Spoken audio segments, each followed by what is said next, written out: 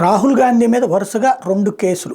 ఒకటి అస్సాంలో ఒక కేసు, ఏదైతే అక్కడ తనకి సంబంధించి ఉద్రిక్తతలు రెచ్చగొట్టారని, గుడి దగ్గర ఓ పక్కన పూజలు జరుగుతుండగా వాళ్ళతో వాగ్వివాదానికి దిగడం, ప్లస్ అక్కడ వర్గచిచ్చు రాజేశారంటూ ఒక కేసు నమోదైంది. అది లోక్సభ ఎన్నికల తర్వాత అరెస్ట్ చేస్తానంటూ ప్రకటించారు అక్కడ ఉన్నటువంటి అస్సాం ముఖ్యమంత్రి.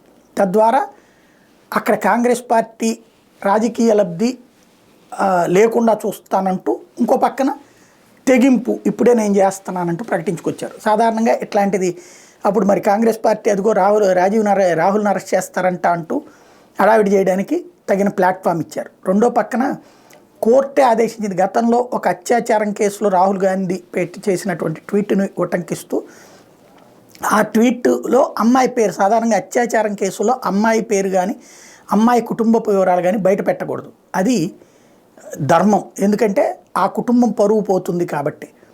అందుకోసమనే అది పత్రికలు ఎవరన్నా చేసినా పత్రికల మీద కూడా కేసు పెడతారు. అది రాహుల్ గాంధీ అది ప్రొజెక్ట్ చేసుకొచ్చారు.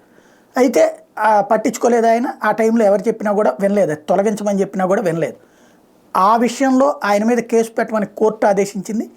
ఇప్పుడు ఆ నేపథ్యంలో ఆయన మీద కేసు నమోదైంది.